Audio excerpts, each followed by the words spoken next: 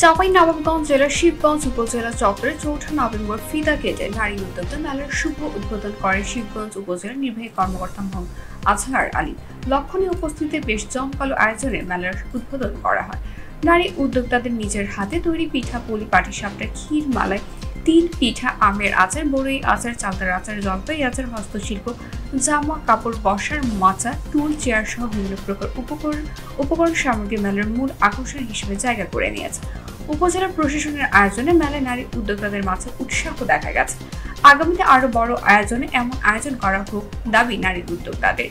নারী উদ্যোক্তা মেলা পরিদর্শন শেষে উপজেলা নির্বাহী কর্মকর্তা মোহাম্মদ আজহার আলী বলেন, নারী উদ্যোক্তা মেলার মাধ্যমে নারী উদ্যোক্তাদের উৎসাহিত করা এবং বিশ্বের দরবারে তাদের পণ্যের পরিচিতি ঘটানোর জন্যই নারী উদ্যোক্তা মেলার আয়োজন। ই-কমার্সের মাধ্যমে দেশ বিদেশে পণ্য পৌঁছে যাচ্ছে। আগামীতে আরো বড় আয়োজন করার আশ্বাস দেন নির্বাহী কর্মকর্তা।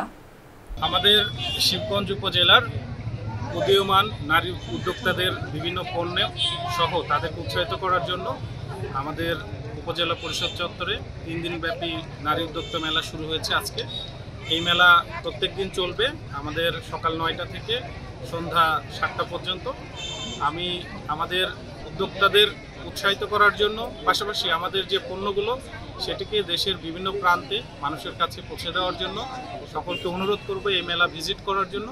পাশাপাশি আমাদের অনেক উদ্যোক্তা রয়েছেন যাদের পণ্যগুলো ই-কমার্সের মাধ্যমে দেশ এবং কিছু কিছু ক্ষেত্রে আমরা দেখেছি দেশের বাইরেও যাচ্ছে।